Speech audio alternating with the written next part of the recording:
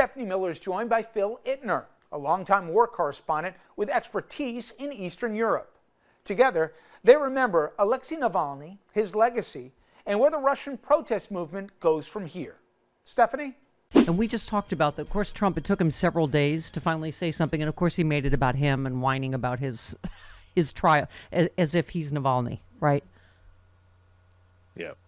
Yeah. As if the proper application of a judicial system can be any way equated with what happens in Russia, where it's just bald-faced power, and there's something like a 95% conviction rate in Russia. It's because the courts are not true courts. Yeah. Law is used as a weapon in Russia, and Navalny sadly died as a result of that weapon. Yeah. So it's a message to us all, and it's a message as to why the Ukrainians are fighting as hard as they are, because they don't want to live that way. Well, Andrew Weissman made the point on Twitter, Phil. He said Trump's outlandish absolute immunity argument would permit him to off people in the exact same way Putin can off political opponents like Navalny. And I just, I guess I'm like, I guess I shouldn't be surprised by anything this Republican Party does. But a lot of them haven't even commented, on Navalny's death or changed their position, right, on funding for Ukraine, on funding this absolute evil attack on Ukraine.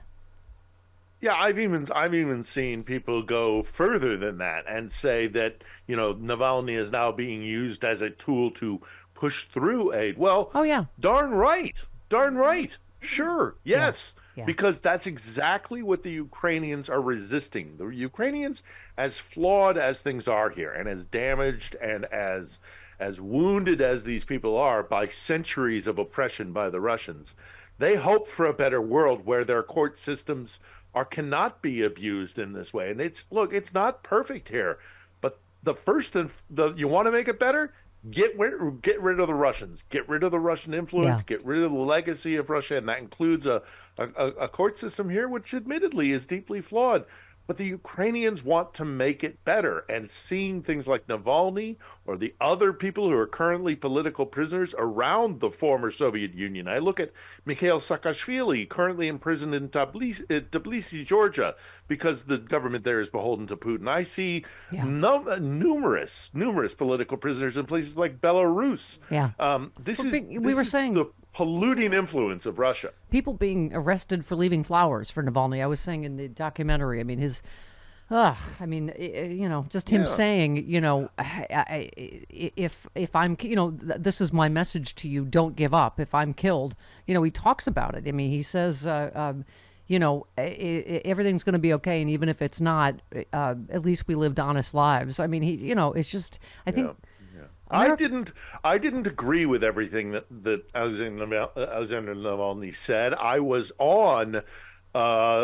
was at protests in Moscow in 2011, 2012 when he rose to prominence, and some 20 to 60,000 people took to the streets during that period of time. And he was very good at organizing. Say what you want about Navalny. He was good at organizing people, and he was good at getting out the message that, hey, these guys are corrupt and they are robbing from all of us. And that's why he was put in prison. It wasn't that he had massive support, because those protests back in 11 and 12, when Putin came into power after he kind of made a mockery of a loophole in the Russian Constitution. He got Medvedev in there for a while as a proxy, but the people took to the streets, and they were very disparate groups, and Navalny brought them together. So say what you want about his own position, but he was very good at mobilizing people, and he was very good at exposing their crimes. Top of the show, Phil, I made an analogy here, is, Navalny was at least a hope for Russians for something different and better, and this is what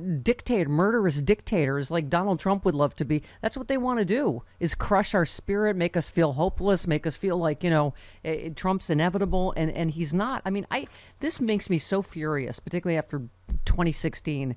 Ron tweets, Russian media mocks Trump supporters as, quote, not very smart, quote, rednecks, quote, primitive people who you have to talk to with, quote, cliches and dumb slogans. They know absolutely how to manipulate.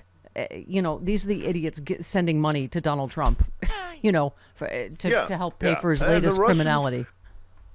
The Russians know exactly what they're doing when they foster this kind of division within our country and when they give support to Donald Trump and his ilk. I mean, make no doubt about it. They are inside the United States. They are all along the border.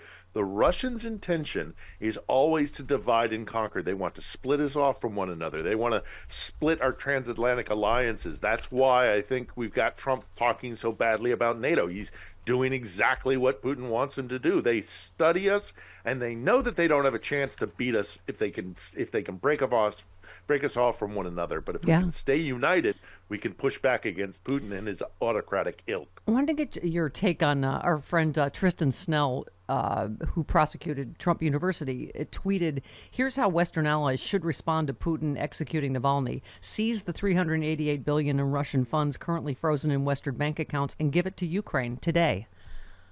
What do you think Absolutely. of that? I think there's a lot of talk about that as repercussions for Navalny, and there are a number of bank accounts around the world, and many of them are in Western capitals, like in Belgium and other places where they launder their money. Grab it, take it, put it to good use in Ukraine, support the Ukrainian war effort and the reconstruction that's going to be needed here, but make them hurt for what they are doing to Ukraine, and also hopefully, and I mean this sincerely, for them to finally look in the mirror once they lose this war here, which will be an existential loss, look in the mirror and make the changes that they themselves know they need to make, but they can't do it while Putin is still czar on his throne in the Kremlin. Yeah, and I mean, you can't write this stuff. Isn't it a Russian that won the gold sneakers, the gold Trump sneakers that the signed sneakers they auctioned off? I mean, it just, as we were talking about, Phil, if you didn't think Donald Trump is already an enormous national and international security threat, now he owes, close to $400 million, and he, right? And he would start getting national security briefings, I mean, which we know he's already shared with Russia in the Oval Office, right? Yeah, I mean, he is compromised by Vladimir Putin. There is just no way. I mean, if you are pushing it back against that, you're putting your head in the sand.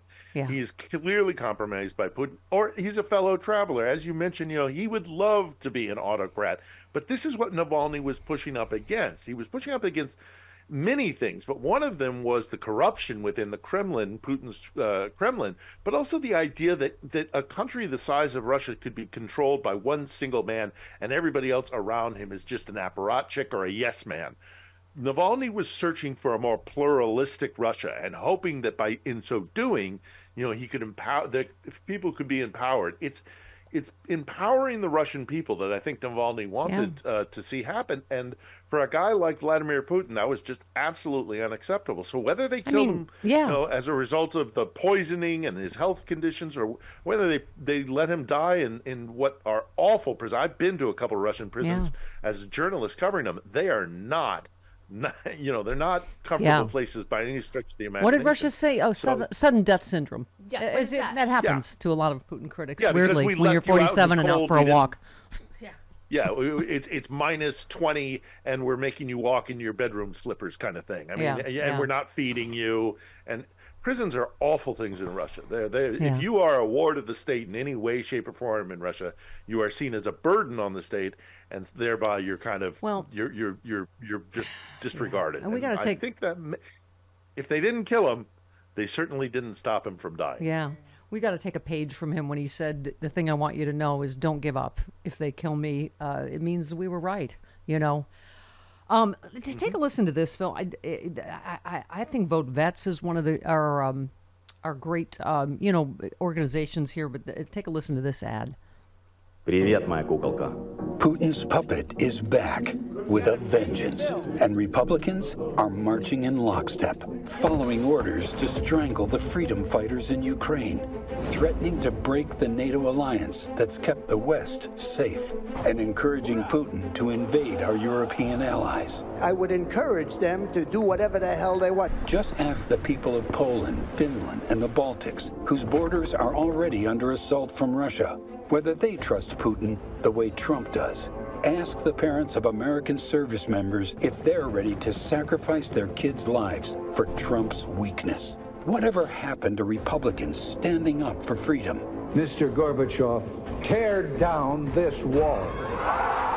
Whatever happened to Republicans standing up for America? Peace through strength works. Now it's appeasement through surrender and blind loyalty to a Russian dictator and his puppet in chief.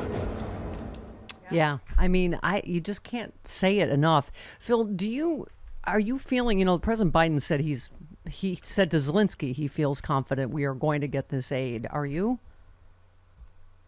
I think ultimately yes, because I think the American people want it, and I think there are enough people on the floor and in the House that will pass it. I know that there are lots.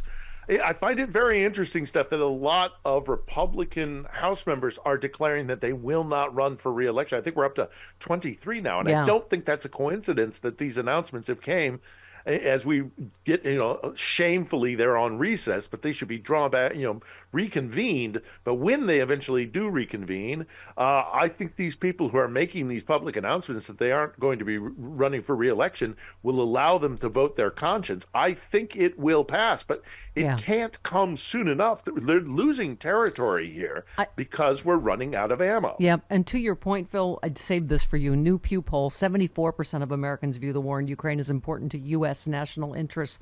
43% describe it as very important. 59% of Americans describe the war in Ukraine as important to them personally when asked. So, again, I think you can't be on the wrong side of the public and history, forever. So I have to feel confident. And thank you for speaking out as much as you do. And as you know, come back anytime and talk to us, okay?